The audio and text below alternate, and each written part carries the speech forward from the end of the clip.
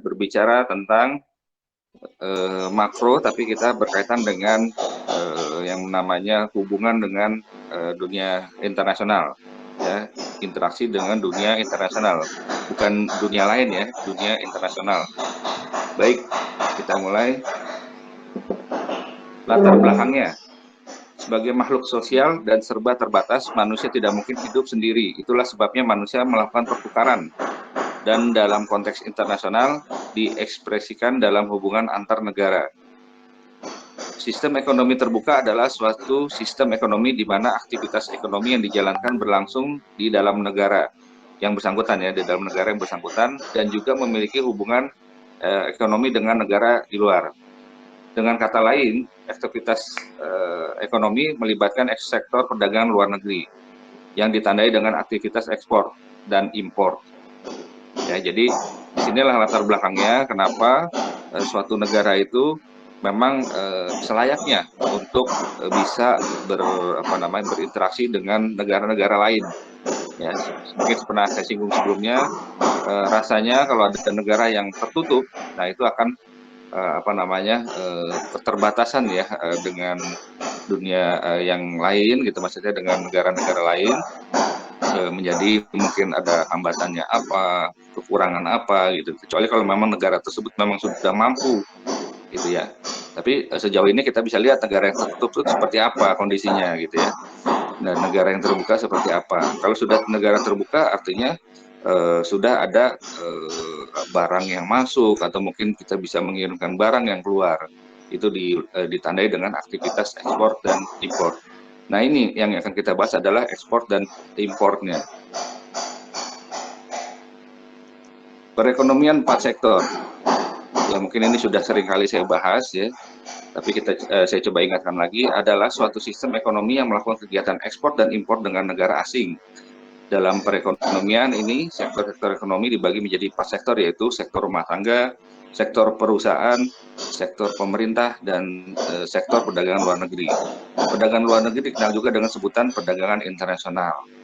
Ya, jadi kalau kita masih ingat rumusnya, Y sama dengan C plus I plus G X dikurang M. Nah, yang akan kita bahas adalah yang X dan M-nya, jadi ekspor dan impornya, di mana ini melibatkan 4 sektor ini. Maksudnya gimana Pak, kompak sektor ini gitu ya? Kita bisa tahu bahwa sektor rumah tangga pun juga bisa mungkin mau bertransaksi sampai dengan ke luar negeri. Tidak hanya perusahaan, jadi di sini ada sektor rumah tangga dan sektor perusahaan.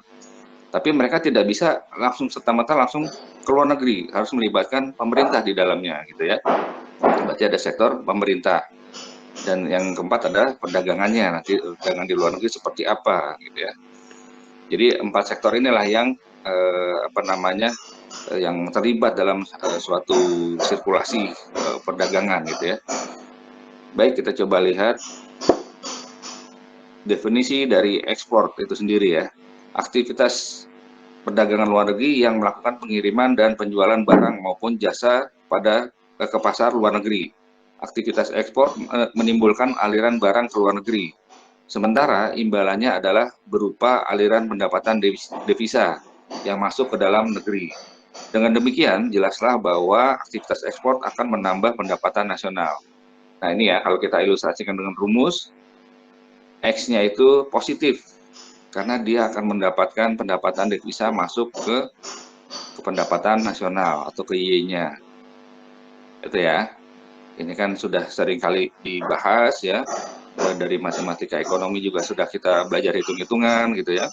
Sengaja mungkin saya tidak akan keluarkan lagi karena sudah pernah kita pelajari di matematika ekonomi. Ini hanya menjelaskan teorinya atau definisinya, pemahamannya gitu ya, sehingga semakin memperlengkap pemahaman kita tentang definisi dan dari rumus ini dan pengertiannya juga ya. Baik, ini untuk yang ekspor, berarti dia simbolnya sudah jelas plus atau positif karena menambah pendapatan nasional. Artinya kalau semakin banyak masyarakat yang mungkin ada aktivitasnya yang bisa menciptakan suatu produk, kemudian bisa dikirimkan ke luar negeri melalui peranan pemerintah di dalamnya gitu ya. Nah, ini akan menambah pendapatan nasional secara tidak langsung gitu ya. Baik, ini untuk ekspornya. Kemudian untuk impornya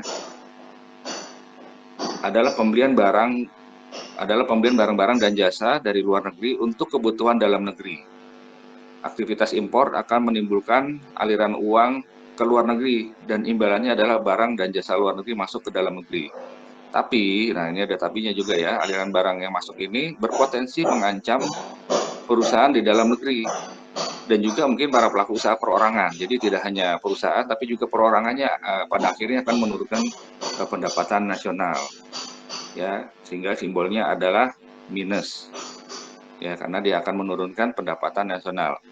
Mungkin beberapa yang lalu ada yang tanya bagaimana kalau mengenai kebijakan impor yang dilakukan pemerintah pada saat ini gitu ya. Ya itu harusnya janganlah kalau memang kita masih sanggup, kenapa kita harus impor gitu kan? Karena secara teori manapun ya itu jelas tidak bisa di di apapun alasannya pemerintah juga nggak masuk lah di teori yang ada di pemahaman kita gitu ya. Kecuali kalau pemerintah itu punya alasan sendiri, ya punya kajian-kajian sendiri, kenapa harus impor, tapi itu harus dijelaskan kepada halayak umum gitu, pada masyarakat gitu ya. Kenapa kok impor? Berarti kan harus ada tanda tanyanya sebetulnya bagaimana memang persediaan di Indonesianya. Bulog bagaimana peranannya Bulog gitu ya. Gudangnya bagaimana gitu ya. Kan sudah dijelaskan di atas bahwa itu akan berpotensi mengancam bagaimana aktivitas di negaranya gitu ya. Seperti kemarin mungkin ada beberapa berita yang masalah impor ini gitu ya. Impor ini produknya kalau nggak salah jahe ya. Ada yang sampai sedih atau mengemis-ngemis sampai minta surat kepada Presiden Jokowi, Pak tolong sampai begitu kan ya. Karena apa? Karena memang kalau seandainya impor itu terus dilakukan, ya artinya para petani, mau nelayan, mau siapapun ya pelaku usaha di dalam negeri itu akan mati, akan terancam gitu ya usahanya. Ya, seperti yang kemarin saya lihat beritanya itu yang jahe kalau nggak salah ya. Jadi impor jahe, lah buat apa gitu kan di negara kita emang nggak bisa nanam jahe begitu kan, ibaratnya. Kenapa harus sampai diimpor sampai sekian ton gitu ibaratnya? Apa dasarnya? Nah, itu yang harus bisa dijelaskan.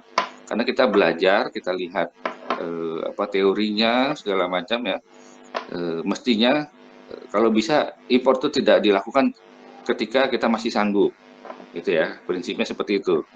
Tapi yang terjadi ya seperti itu dari pemerintah melakukan impor ini yang harusnya dikaji ulang. Ini kalau pendapat dari saya ya, kalau melihat dari aktivitas kegiatan impornya kok mulai aktif, mulai giat, kenapa gitu kan? Ada yang sesuatu yang salah kayaknya gitu ya. Itu berarti kita baru menduga-duga, tapi kan harus bisa dijelaskan oleh pemerintah gitu ya. Baik, kita coba langsung lanjutkan saja. Nah, ini berikut teori ekspor menurut para ahli ya. Berarti kalau ada teori ekspor, ada teori impor, Pak. Misalnya begitu ya. Tidak. Jadi kita cukup belajar teori ekspornya aja. Kalau teori impornya tidak ada, karena teori impor tidak buat apa gitu, sudah pasti jelas merugikan untuk negara tersebut. Jadi cukup kita belajar ekspor, berarti kan kita belajar bagaimana untuk mendapatkan benefit begitu ya. Kalau teori impor sudah jelas bukan mendapatkan benefit gitu ya. Oke, kita lihat yang pertama, teori keunggulan mutlak atau absolute advantage. Nah, teori ini dikemukakan oleh Adam Smith. Dia menyatakan bahwa keuntungan mutlak merupakan keuntungan yang didapatkan oleh sebuah negara karena berhasil membuat biaya produksi barang dengan harga yang lebih murah dari negara lain. Contoh sederhananya adalah Indonesia memiliki keunggulan dalam memproduksi kain yang lebih murah dibandingkan dengan negara Belanda, contohnya begitu ya. Sedangkan Belanda memiliki keunggulan untuk memproduksi televisi dengan biaya yang lebih murah dari Indonesia. Kedua negara memiliki keunggulan mutlak terhadap dua komoditas yang berbeda. Artinya bahwa antara Indonesia dan Belanda dapat melakukan perdagangan internasional melalui dua komoditas tadi. Belanda menjual TV kepada kita, ya kepada Indonesia, sebaliknya kita jual kain kepada Belanda. Nah, timbul permasalahan ya, bagaimana dengan negara yang tidak memiliki keunggulan mutlak sama sekali? Apakah hal tersebut berarti negara tidak bisa melakukan perdagangan internasional? Ini kan yang problemnya ya. Juga mungkin apakah memang negara Indonesia tidak bisa menciptakan TV gitu atau memproduksi TV sendiri gitu ya. Kan ini agak apa namanya teorinya agak kurang pas gitu ya. Sehingga teorinya Adam Smith ini termasuk yang banyak disanggah atau banyak dibantah oleh beberapa pemikir-pemikir ekonomi ya. Mungkin Samnur bisa catat ya. Jadi teorinya Adam Smith ini termasuk yang banyak dibantah atau disanggah, dan ada apa namanya, ada tambahan-tambahan dari teori-teori yang lain, karena tidak mungkin kalau seandainya cuma berbicara tentang apa namanya, mutlak ini ya, apa keunggulan mutlak, nggak mungkin. Negara pasti kan ada suatu upaya untuk bisa menciptakan produk yang mungkin dia belum pernah bikin, seperti TV misalnya gitu ya. TV tadi kan Indonesia memang nggak bisa bikin TV sendiri, ternyata saat ini sudah bisa gitu ya. Berarti kan harusnya tidak perlu apa namanya, impor terus gitu ya, tidak perlu melakukan perdagangan dengan Belanda terus-menerus gitu ya. Kalau Belanda masih tetap butuh apa namanya, kain, ya mungkin karena memang di kita kekayaan kita memang bisa untuk menciptakan kain gitu ya, mereka butuh gitu kan.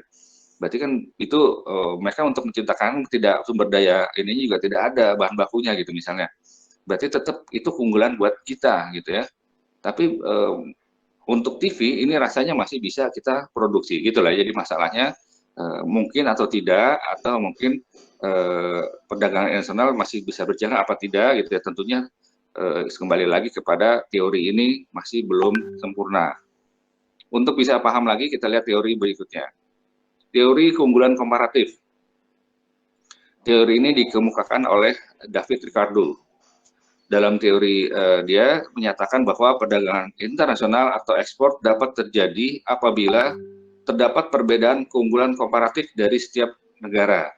Keunggulan komparatif ini dapat dicapai apabila sebuah negara mampu memproduksi sejumlah barang dengan volume besar, namun dengan biaya yang lebih kecil. Ya, perhatikan ya.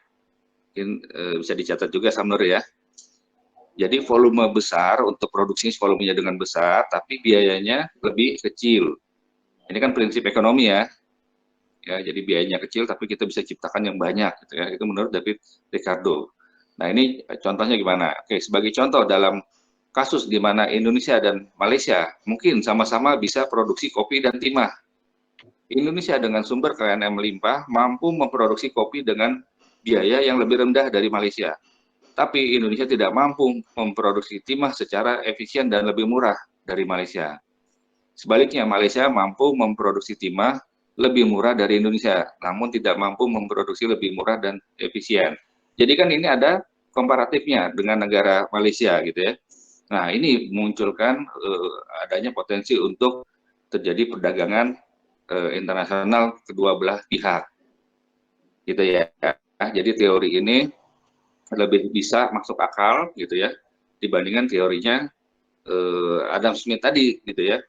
Karena di sini alasannya sama-sama bisa produksi, sama-sama punya ini, tapi keunggulan di sini ngelihatnya dari sisi efisien dan murah biayanya gitu ya.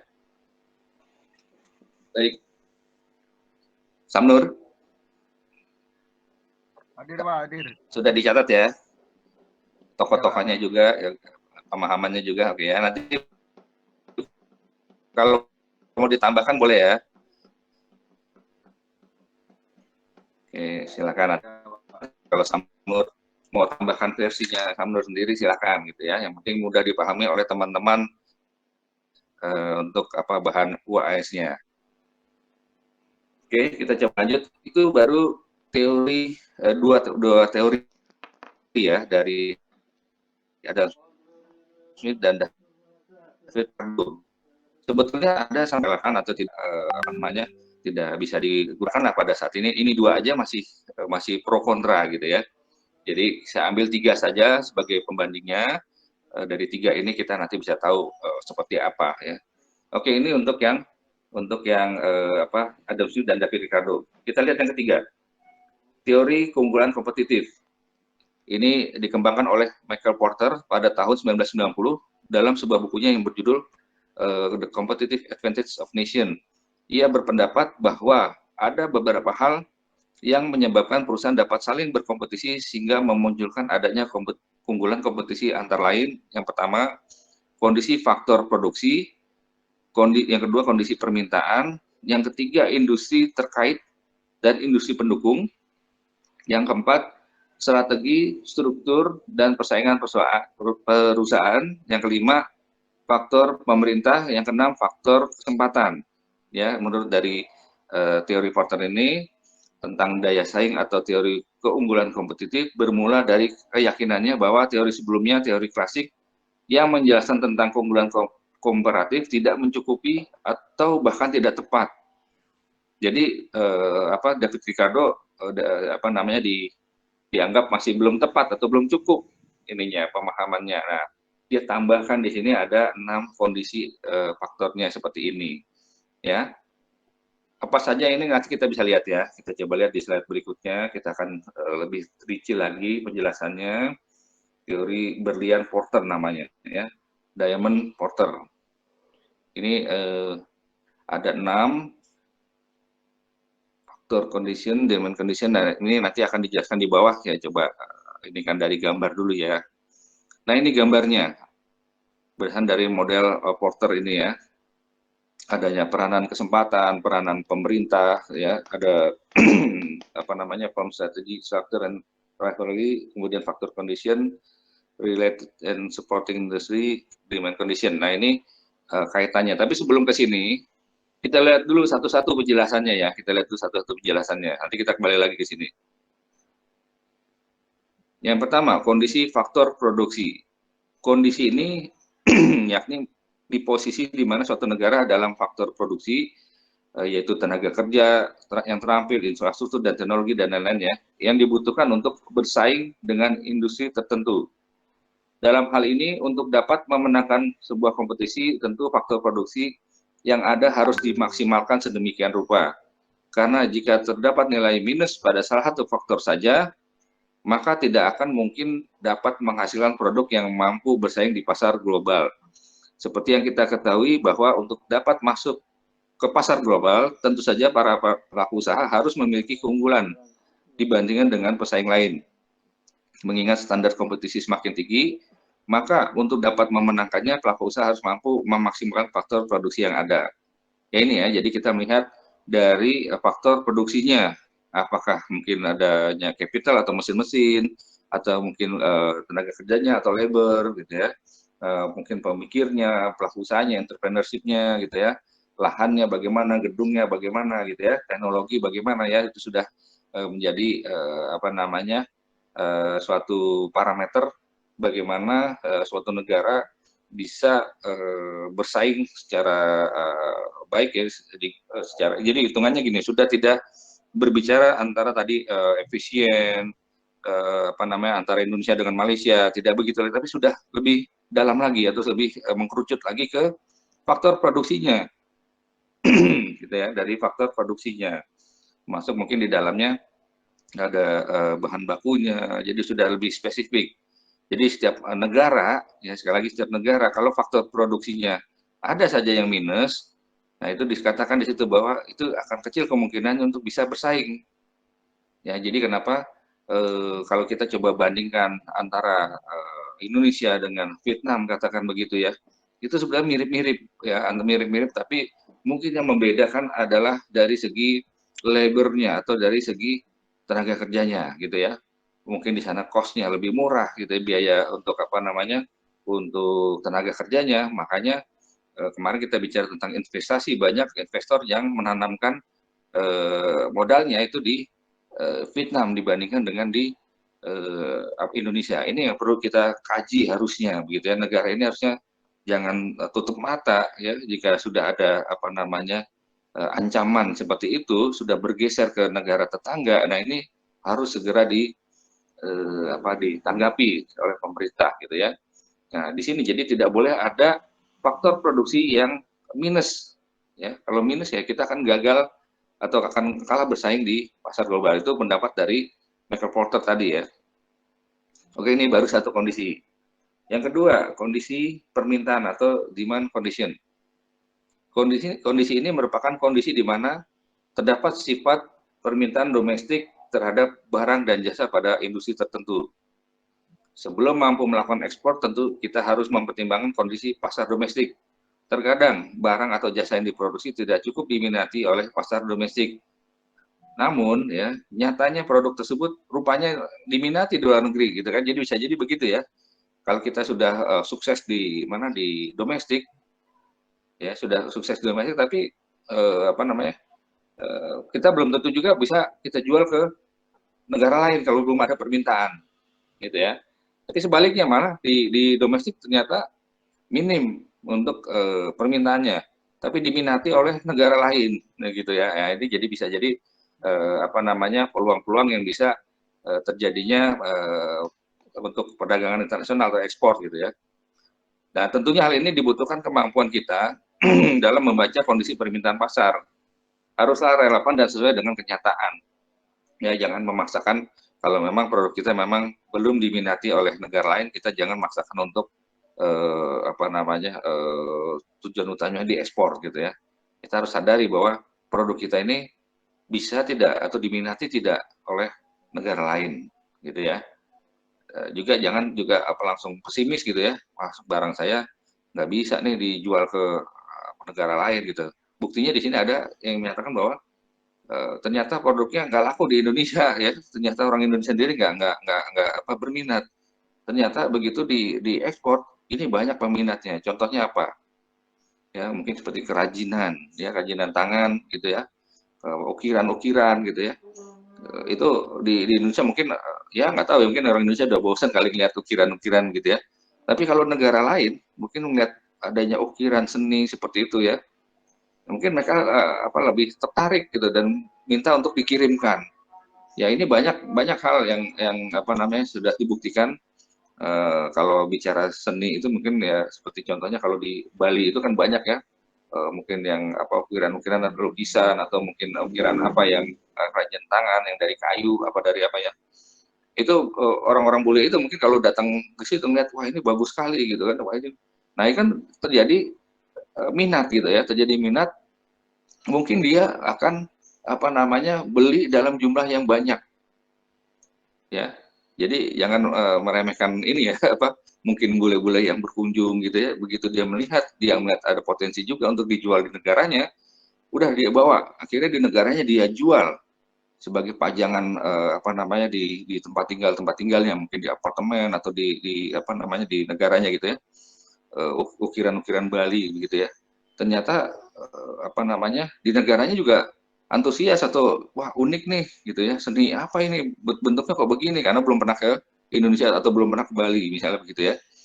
Nah, ternyata si ini ngeliat potensi di negaranya ini banyak peminatnya gitu kan. Hubungi si pengrajinnya di Bali, kemudian dikirim jumlahnya bisa satu kontainer gitu ya, satu kontainer dikirim gitu. Nah ini yang faktanya terjadi seperti itu gitu ya. Jadi di domestik sendiri mungkin bosan gitu ngelihatnya, wah kira apa ini bentuknya begini kok nggak jelas ini muka apa-apa gitu misalnya begitu ya.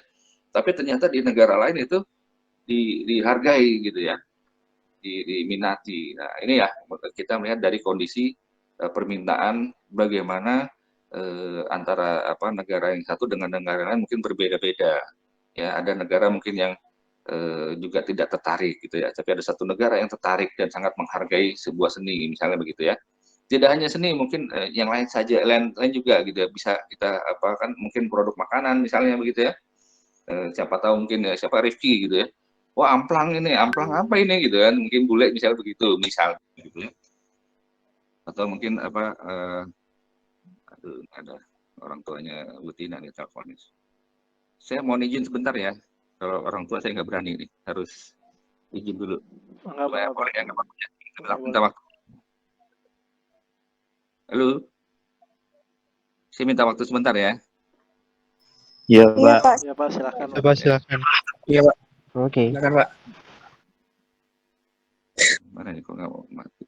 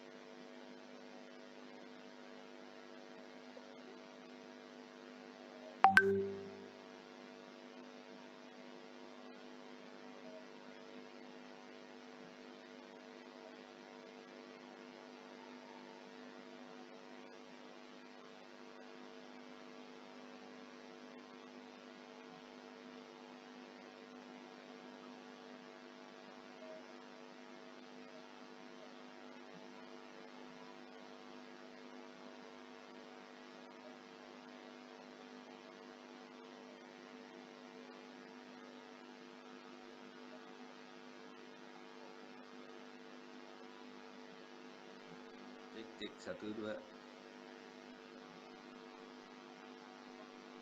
Tes. Masuk, Pak. Ada ya. Kita lanjut lagi ya.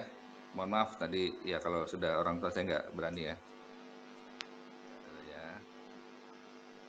1.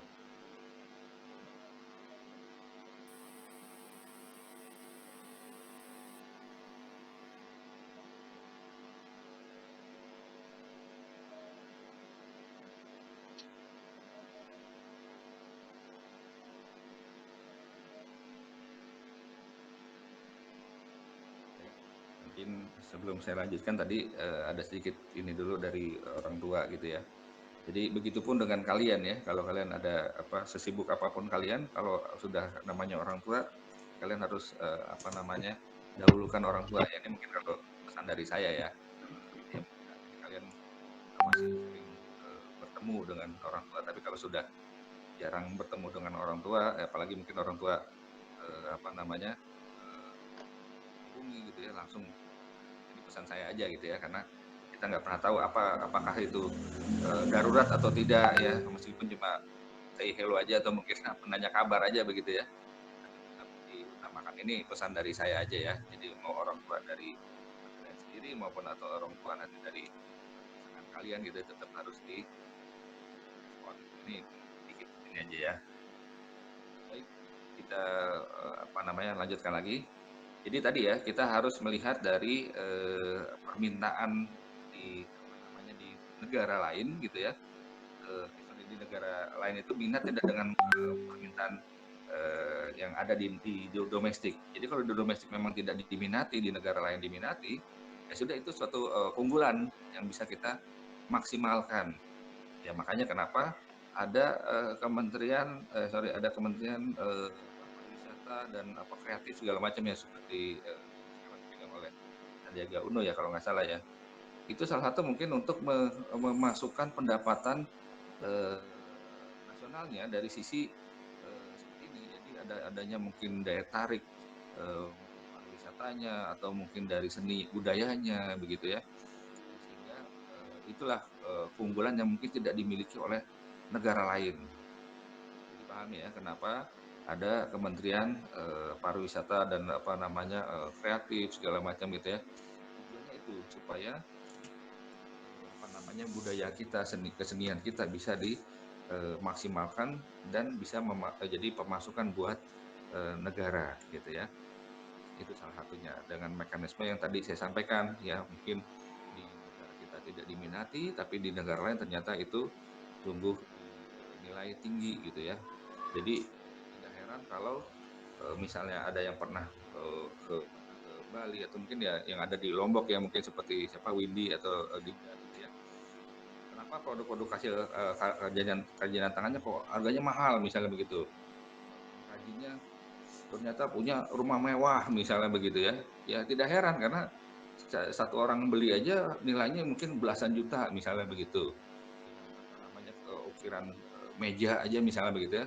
Meja dibentuk-bentuk gimana gitu ya, bentuknya aja nggak jelasnya bentuknya wajah atau apa gitu ya jelas, tapi ternyata di negara lain itu bisa dihargai gitu ya. Jadi ini satu potensi untuk ditingkatkan dan potensi juga untuk ekspor produk-produk kesenian ya budaya di Indonesia. Oke, kita lanjut. Industri terkait dan industri pendukung, related and supporting industry. Nah ini kita bicara tentang ada industri yang pendukungnya. Jadi tidak hanya industri yang bersangkutan saja, tapi pendukungnya juga. Ya, dalam hal ini keberadaan dan ketiadaan industri pemasok dan industri terkait yang kompetitif secara internasional di negara tersebut juga menjadi salah satu hal yang berpengaruh dalam ekspor. Keberadaan industri pemasok dan terkait akan sangat mendukung, apalagi jika kedua industri tersebut mampu bersinergi dalam berkompetisi di pasar global. Ya, tentu saja peluang tersebut dapat dimanfaatkan untuk menjalin kerjasama dalam memperoleh pasar yang semakin luas dan semakin besar dalam pasar internasional. Jadi kalau seandainya berdiri sendiri-sendiri, kemudian tidak saling bersinergi, ya itu juga nggak akan bisa mampu untuk meningkatkan aktivitas perdagangan internasional dalam hal ekspor gitu ya. Jadi makanya kenapa ada Kementerian Industri atau Kementerian Perdagangan itu untuk bisa menyatukan antara masing-masing pihak. Oh ini bisa mendukung yang ini nih, oh ini bisa mendukung yang ini misalnya begitu ya. Oh ini olahan kerajinan tangan kayu misalnya, ada nggak yang ini menyuplai kayunya misalnya gitu ya. Oh kayu dari Kalimantan bagus-bagus nih misalnya begitu ya. Ini dipertemukan gitu ya. Kira-kira bisa nggak untuk mendukung supaya bisa diekspor gitu ya. Nah, itu ada mungkin nanti ada MOU-nya mungkin ya seperti itu ya. Jadi semua berasal dari masing-masing sumber dayanya atau bahan bakunya. Nah, tugas pemerintah di sini memang yang mempertemukan antar masing-masing pihak supaya bisa mendukung industri yang potensial tersebut ya jangan dibebankan dengan problem-problem mungkin yang kendala teknis lah ya, misalnya wah bahan bakunya habis nih gitu ya, wah nggak bisa kalau gini kita nggak bisa ekspor misalnya begitu, menyampaikan kepada pemerintah seperti itu. Ya sudah apa kebutuhannya, nah ini didukung, carikan apa bahan bakunya ya, misalnya kuliner ya, misalnya kuliner apa yang bisa dikirimkan dan daya tahannya cukup lama gitu ya, misalnya di frozen gitu ya, di frozen food gitu ya. Tapi tidak punya bahan bakunya. Nah, yaudah tinggal dicari apa ini. Nah, itulah pentingnya pemerintah untuk mendukung seperti ini. Karena kalau pemerintah yang mendukung, nantinya kan akan masuk juga kepada pemasukan negara ini, gitu ya. Ini untuk industri terkait dan industri pendukung. Kita lanjut. Strategi, struktur dan persaingan perusahaan. From strategy, structure, and rivalry. Nah, ini kita bicara sudah teknisnya mungkin ya. Merupakan kondisi dalam negeri yang menentukan bagaimana perusahaan-perusahaan dibentuk dan terorganisir, lalu seperti apa tata kelolanya, serta kesiapannya dalam persaingan domestik. Ini baru bicara tentang persaingan domestik. Gitu ya. Kemudian dalam hal ini peranan semua struktur perusahaan dan pemerintah sangat erat dalam upaya menciptakan perusahaan yang mampu bersaing secara domestik, yang pada akhirnya, nah ini akan mampu memenangkan persaingan dan tampil pada pasar global. Jadi di sini memang kalau sudah punya rencana, strategi, ya urutan-urutannya itu ingin kuat dulu di domestik dan berharap bisa bersaing di ini yang seperti ini kan yang terstruktur gitu ya. Jadi tidak seperti tadi, mungkin kalau tadi memang ada keunggulannya mungkin dari seni, nggak semua orang bisa seni. Tapi kalau ini kan benar-benar mulai dari nol gitu ya, mulai dari nol dibentuk, kemudian diorganisasi, tata kelolanya segala macam, kuat di sektor domestiknya, kemudian siap nggak untuk ke pasar global, gitu ya. Ini menciptakan dari nol sampai dengan sukses gitu ya. Ini salah satu faktor yang bisa membuat aktivitas ekspor ini bisa meningkat gitu ya. Baik, kita coba sudah habis slide-nya, tinggal kita balik lagi ke gambar yang tadi saya sudah bilang ya. Nah ini, jadi semua tadi penjelasan itu ya kita bisa lihat inilah hubungannya, ada garis putus-putus, ada garis yang nyambung berkaitan gitu ya. Di sini ada peranan kesempatan, ada peranan pemerintah, tadi sudah saya sebutkan ya, peranan pemerintah seperti apa, kemudian peranan kesempatannya ada tidak keinginan untuk bersaing, keinginan tidak untuk memenuhi dari sumber daya alam yang ada, kemampuan ada, skill yang ada gitu ya, sehingga kita bisa masuk di pasar domestik atau mungkin bisa bersaing di pasar global gitu ya. Dalam hal ini adalah di ekspor. Ya. Baik, saya rasa sudah cukup untuk ininya, menyampaikan materinya. Kalau ada yang mau bertanya, silakan.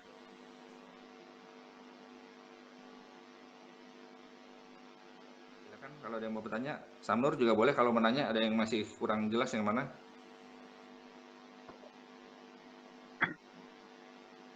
Pak, mau nanya.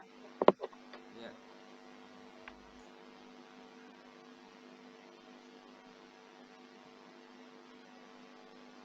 Silakan.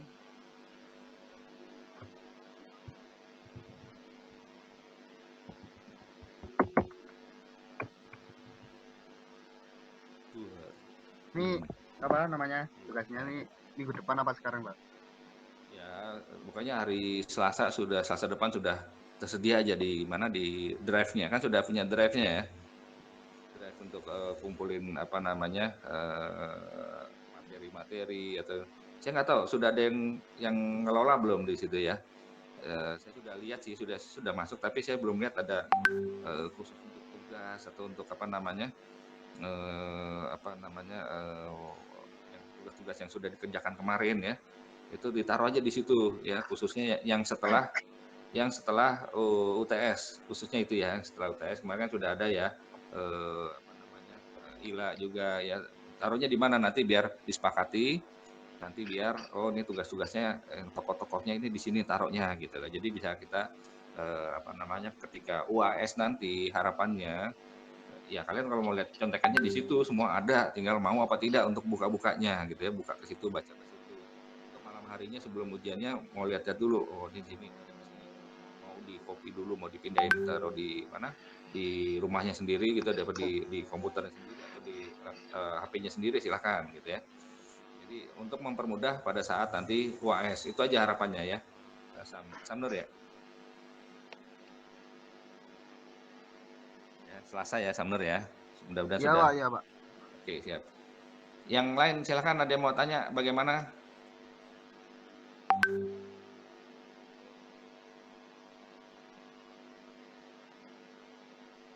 tidak ada alhamdulillah kalau nggak ada Ya. bener nih nggak ada yang nanya ya alhamdulillah kalau gini berarti kan sudah paham semua ya, sudah jelas semua ya ada di slide materinya tinggal dipelajari ya nanti pada saat UAS kan sudah jelas semuanya yang tadi saya sampaikan apa yang Samnur juga sedang kerjakan siapa tahu ada yang keluar dari situ dari materi hari ini gitu ya baik kalau beneran nggak ada yang ini berarti kita akhiri aja pertemuan kita pagi ini Pak, saya mau bertanya, Pak. siapa nih Anissa. Anissa gimana Eh, kan kalau yang kita tahu itu teori permintaan, semakin tingginya harga, semakin rendah permintaannya kan, Pak. Nah, gimana kalau kasusnya yang kayak iPhone atau barang-barang branded lain gitu, Pak? Kan walaupun harganya yang tinggi gitu, tapi tetap banyak permintaannya. Nah, itu teorinya termasuk ke dalam teori yang dari tokoh yang udah Bapak sampaikan tadi atau memang urf gitu Kak atau kebiasaan orang-orang yang suka ngoleksi gitu Pak. baik itu aja ya oke Iya Pak. saya jawab dulu ya oke terima kasih Ila sudah bertanya mengenai produk berarti sudah spesifik sebutkan merek tadi ya nah kalau memang berbicara merek ini sudah melihat perilaku konsumen nah konsumennya dalam arti ini adalah bagaimana dia loyal terhadap produk tertentu artinya berarti kan dia sudah mencapai tingkat kepuasan pada produk tersebut sehingga dia loyal ini kalau sudah bicara berarti tingkat loyalitasannya. Jadi kalau kalau produk apapun yang yang ada itu dia tidak mau melihat gitu, sudah puas dengan ini. Berarti bicara tentang kepuasan. Kepuasan sudah mencapai titik maksimum gitu kalau kita kemarin bicara itu ya. Nah, jadi itu lebih kepada teori yang kepuasan maksimum dan lebih kepada tingkat loyalitasnya. Ini mungkin bukan dari mata kuliah ini tapi mungkin lebih kepada berarti kan dia sebenarnya puasnya dari sisi company atau perusahaannya gitu ya perusahaan mengeluarkan produk ini udah pasti mau beli ya. Ada orang yang seperti itu ini juga masuk di saya pernah baca di buku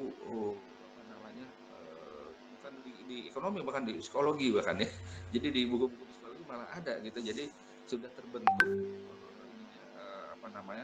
rasanya minatnya gitu jadi menghiraukan semua produk-produk lain gitu jadi sudah buta dengan yang lain gitu udah fokus dengan yang ini aja gitu nggak mau yang lain gitu yang situasi seperti itu justru malah membuat orang kalau ketika perusahaannya kolaps atau bangkrut gitu. Nah, ini dia sudah tidak punya sandaran atau pegangan lainnya gitu ya. Jadi kalau sudah itu sudah bicara perilaku perorangan, bicara loyalitas. Mungkin perlu kita pelajari lagi tentang teori loyalitas gitu ya.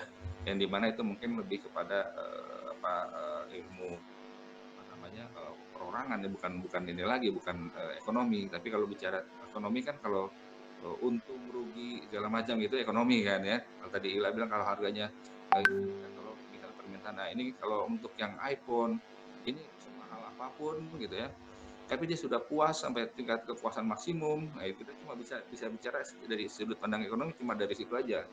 Tapi kalau sudah bicara tentang apa namanya nalar, tentang ini sudah di psikologi gitu. Jadi itu yang membuat yang mungkin beririsan ya antara ilmu ekonomi, psikologi, gitu. Mungkin yang lain lagi ya apa tentang perorangan ini gitu ya. Jadi perilaku konsumen aja yang bisa kita pelajari ya Ila ya. Tapi kalau untuk yang sudah apa namanya kecanduan atau sudah namanya apa itu tadi udah nggak mau melihat yang lain, hanya mau iPhone saja ya sudah. Tapi kan kembali lagi kita pasti nggak lepas dari yang namanya ekonomi gitu ya. Apakah pertanyaannya gitu, apakah orang itu sanggup untuk beli iPhone gitu ya? Kalau memang dompetnya nggak cukup beli iPhone, ngapain maksain gitu ya sampai kecanduan iPhone ya? Oke, mungkin saat ini mampu untuk beli, tapi kita nggak tahu 10 tahun ke depan bagaimana. Apakah dompetnya cukup untuk beli iPhone misalnya begitu? Atau sebaliknya gitu ya, dompetnya cukup terus gitu ya, tapi perusahaannya bangkrut yang tadi saya bilang. Nah, kalau udah perusahaannya bangkrut ya udah gimana gitu kan? Dia nggak punya pegangan lain, dia harus mencari ini lagi apa namanya pegangan baru lagi gitu ya. Artinya apa pesaingnya iPhone misalnya gitu ya, Samsung misalnya contoh gitu ya.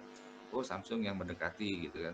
Berarti kan itu bicara tentang kepuasan konsumen aja, teori yang bisa kita ini kan. Jadi kalau di apa teori yang tadi saya sampaikan di sini rasanya tidak ada yang berkaitan karena kita kan bicara tentang perdagangan internasional gitu ya, tentang ekspor.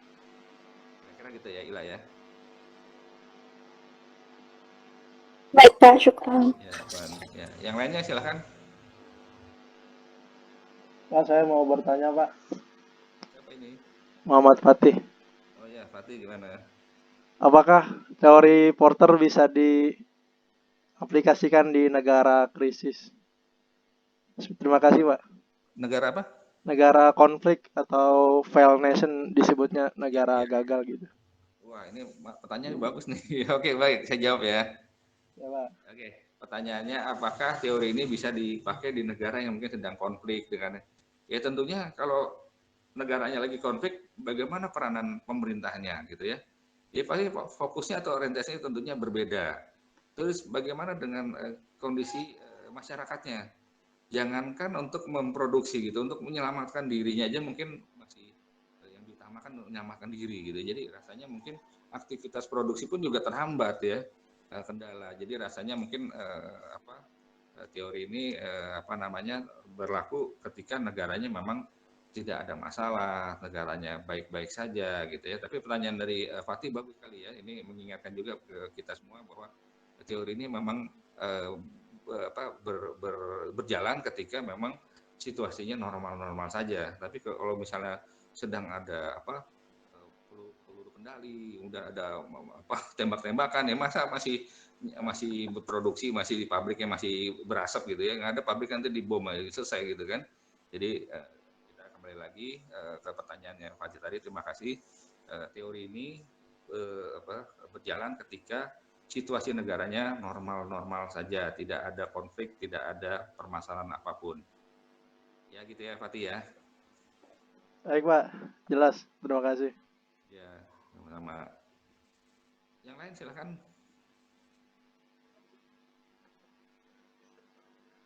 Silakan yang lainnya.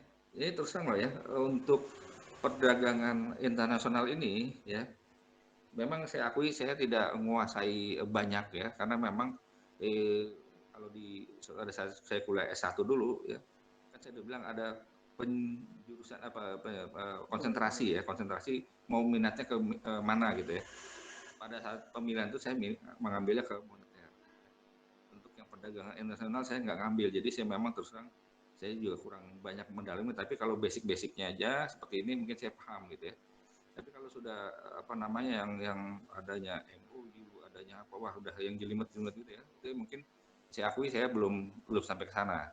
Jadi itu kesempatan buat kalian ya untuk mencari tahu kalau mau memperdalam tentang perdagangan internasional itu ininya banyak sekali, celahnya banyak sekali karena memang bukan bidang saya ya, saya akui ini bukan bidang saya yang kalau sudah sampai detailnya gitu ya, sampai sudah bagaimana teknis ekspornya, importnya gitu ya, bagaimana mungkin ada apa namanya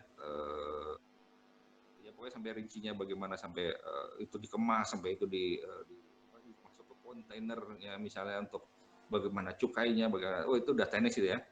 Itu saya akui, ya sekali lagi saya akui saya belum sampai ke sana. Jadi kalau saya sudah mengakui ini silakan kalian mencari tahu gitu ya. Waduh, pagi-pagi udah ada tukang pengamen. Maaf ya, ada pengamen datang. Oke, jadi gitu ya buat kalian sekali lagi celah-celah atau mungkin peluang kalian untuk mempelajari lebih dalam ini cukup banyak gitu ya. Waduh, pengamen nggak mau pergi lagi. Oke, ya. Itu ya, jadi sekali lagi saya ingatkan, kalau kalian memang tertarik untuk mendalami tentang perdagangan internasional, ya ini kesempatan kalian untuk apa namanya baca-baca lagi karena buku tentang perdagangan internasional juga banyak, sekali lagi banyak, kajian-kajian literatur juga banyak tentang perdagangan internasional, ya tinggal kalian mau mendalaminya atau tidak. Ya kalau kalian saya nggak tertarik Pak gitu, ya sudah nggak usah dipaksakan. Saya juga begitu, saya tertariknya lebih ke ini gitu kan, saya akan banyak beli buku yang sesuai dengan ketertarikan saya. Kalau saya sih seperti itu ya, bukan berarti saya meninggalkan apa namanya ilmu-ilmu yang lain, tidak, tapi tetap saya belajar, cuma saya tidak mendalami lebih teknis lagi gitu ya. Seperti ini kan cuma dasar aja teorinya segala macam ya, tapi kalau sudah bicara teknisnya bagaimana itu Bulog, bagaimana apa Kementerian Dalam Negeri ininya, wah itu yang cukup berat ya. Kalau cuma sebatas undang-undangnya aja oke gitu, tapi kalau sudah sampai teknisnya MOU-nya bagaimana, nanti pengirimannya berapa hari apa ininya, wah itu udah teknis ya, saya nggak nguasain gitu ya. Baik, saya rasa sudah cukup ya, sudah jam 9 juga apa namanya nanti materinya insya Allah akan saya bagikan ya. Jangan lupa Samnur ya, hari Selasa mudah-mudahan sudah ada di drive-nya ya Samnur ya. Hadir Pak. Siap. Iya Pak. Oke. Oke ya, nanti tinggal Samnur tunjuk aja siapa kalau apa namanya perlu bantuan siapa, tapi kasih tau ke saya ya, Pak saya dibantu dengan ini Pak, Oh gitu iya ya. Pak. Siap. Ya, tapi kalau saya sanggup sendiri Pak, ya alhamdulillah gitu ya.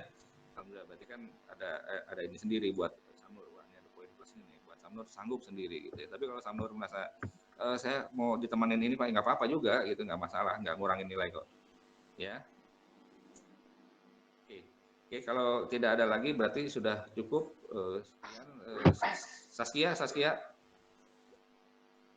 Iya, Pak. Jangan lupa ya tugasnya. Tugasnya. Siap. Ya, oke. Saskia ini punya jabatan baru untuk screenshot ya, screen capture ini apa namanya perkuliahan kita. Ya, buat buktinya gitu ke Al-Wafa bahwa kita sudah belajar gitu ya.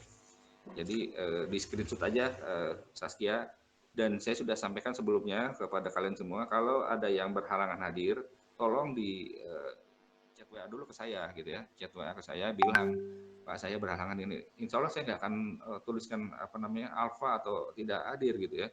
Tapi kalau sudah di kelas ya sudah mulai, kemudian apa namanya belakangan baru tahu kalau kalian tidak hadir gitu ya, apalagi sudah di screenshot gitu ya, sudah ada bukti-buktinya, ya sudah gimana gitu, saya mohon maaf.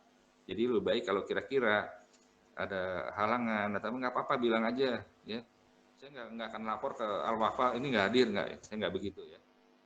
Tapi yang penting ngasih tahu gitu ya, saya nggak akan bilang walaupun udah izin ya Pak saya nggak bisa Pak hari ini ikut kelas, nggak apa-apa, saya selalu akan jawab ya udah, yang penting materinya dipelajari atau tanya teman-temannya, paling sebatas itu. Yang penting kalian sudah lapor sebelumnya. Tapi kalau sudah mulai kelas begini, kemudian Saskia juga sudah screenshot, jumlahnya segini, kelihatan siapa yang tidak hadir, ya sudah, saya nggak bisa bantu lagi gitu ya. Ya ini sekedar mengingatkan kembali.